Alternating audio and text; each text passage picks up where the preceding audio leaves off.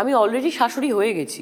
বয়স 40 ছুঁই ছুঁই, তবুও দেখতে একদম 20 বছরের যুবতীর মতো। হ্যাঁ ভিউয়ার্স, সেই শ্রাবন্তী জানালেন, আরে আমি তো শাশুড়ি হয়ে গেছি। তবে কি নিজের ছেলের বিয়ে দিলেন শাশুড়ি মা শ্রাবন্তী চট্টোপাধ্যায়? কি জানালেন এই নায়িকা, জানুন বিস্তারিত।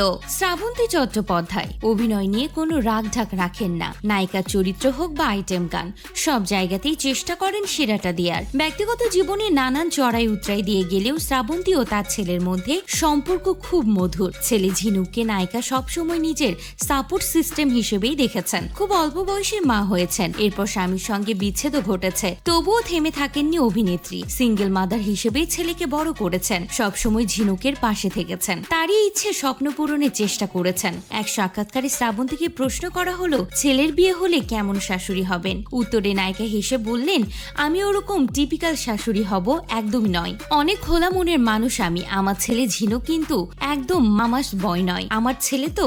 এরপর অভিনেত্রী যোগ করেন, তবে আমি তো শাশুড়ি হয়ে গেছি। আসলে আমাদের একান্নবর্তী পরিবার, আমার পরিবারে যে সব থেকে বড় দিদি, সেই দিদির ছেলের বিয়ে হয়ে গেছে, তাই আমি এখন শাশুড়ি হয়ে গেছি। এরপরেই হেসে উঠেন এই অভিনেত্রী, কেননা তার বয়স 40 ছুঁই ছুঁই হলেও তাকে দেখে এখনো 20 বছরের যুবতী মনে হয়। তার সৌন্দর্যে একটুকু ভাটা পড়েনি, তারই মধ্যে শাশুড়ি হয়ে গেছেন। এত সুন্দর শাশুড়ি পাওয়াও যেন ভাগ্যের। কে বলবে এই নায়িকা শাশুড়ি হয়ে গেছেন? তো ভিউয়ার্স, শ্রাবন্তী চট্টোপাধ্যায়কে আপনাদের কেমন লাগে অবশ্যই কমেন্ট করে জানাতে ভুলবেন না।